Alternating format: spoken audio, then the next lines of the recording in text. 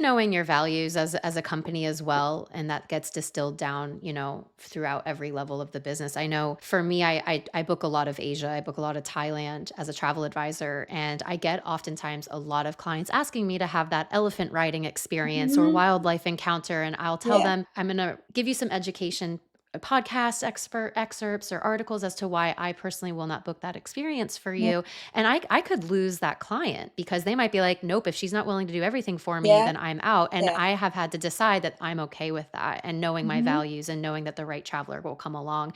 Something that you mentioned though, Nicole, was that community and the culture piece, and community development is like a huge, it's the core of your business. Can you Yeah. share some standout examples or some projects that you know of that have created a lasting impact, either let's say like from a wildlife perspective or from a local community's perspective? So this is one that's probably, it's been in my frame of reference probably for the last 3 or 4 years, probably just as we come out of COVID.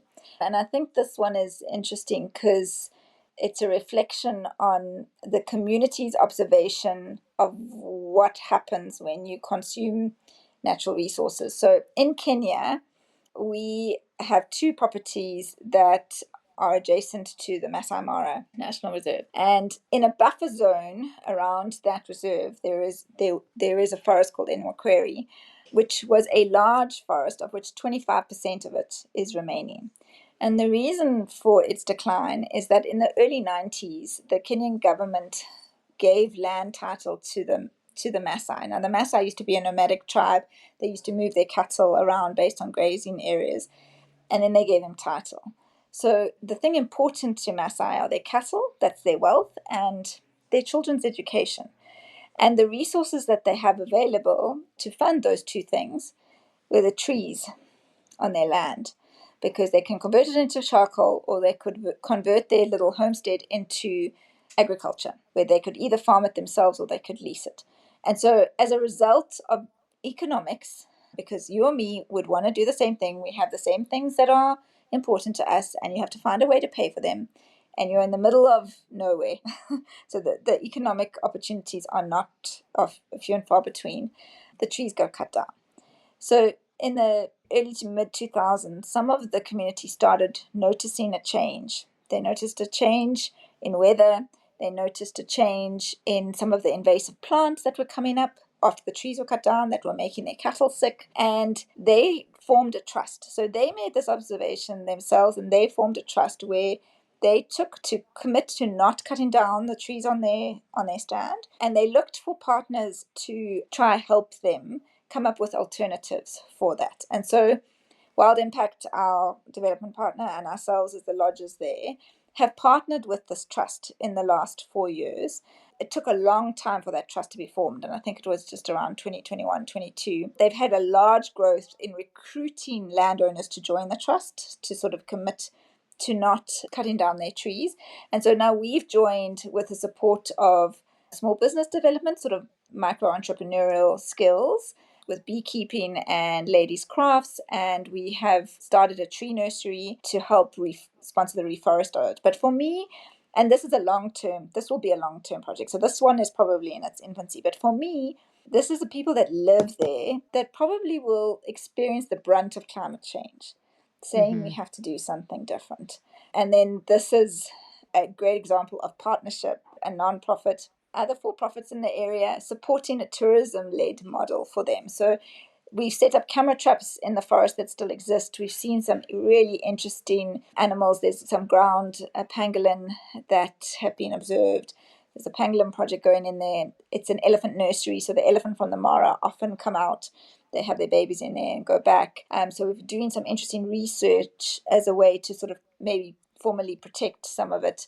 We've been able to develop some experiences that take guests into the forest, so that for a walk, for a lunch, so that there can be alternative income generation. There's Hmm. employment being generated because there's rangers coming in. And so, but it's a collaborative project started by the community, the community identifying the need. And that for me, it was really, really something, given the world that we're going into going forward. People saying, and actually them acknowledging the benefits they've experienced from being close to the Masai Mara, and the importance of this area because it's also a water catchment area, to the rivers that flow into the Masai Mara, they've appreciated the connectivity of everything. There's not fences. It's all connected. These systems are connected, and they live close to the land. They bear the brunt of the elephants coming through, destroying their crops. They bear the brunt of the elephants pushing down water things, putting their family at risk, yet they want to conserve them. And so Mhm. for me, it's a great example of how travel can partner and help people who have already started something, they've already seen something. In some cases, that's not the case, and there's a big disconnection between the conservation area and the communities that live alongside. And it's often felt like that space is for foreigners, it's not for us. And so Mm. there's a big piece of work. So this is a gritty thing, but I think we're learning and we're getting better. And surveying is a good start to understand where we're at and whether we're improving or getting there. But Mm. some people aren't even asking the question. So Yeah, well, that's it. I really appreciate the long-term approach, and I think because you have been at it for 30 something years now, that there is that foresight of the time that it takes. It's not a quick win. It's not for to slap a greenwashing label on your brand. And I love the community-led piece of it. It's not mm, some, Western brand coming in and yeah, saying, "We know what's yeah, best," or researchers coming in saying, "We know what's best." It's listening to what is your actual need, and then how can we help you? yeah. That is the core tenet of the foundation's methodology. It's always with, it's never for.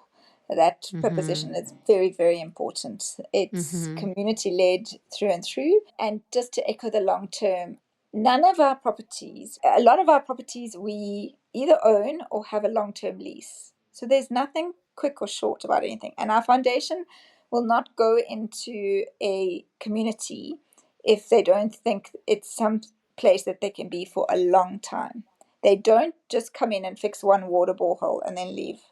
It is a very considered framework. They call it the theory of change, where they look at social service infrastructure as like a foundation, healthcare, early childhood development, primary and secondary school. So that's their future foundations focal area. And then, like Maslow hierarchy of needs, there's a pyramid. They go up to something called Tomorrow's Leaders, where they focus on tertiary education through a bursary fund and environmental awareness lessons through all of the schools. So trying to convert community ambassadors from grade naught all the way up to grade 12.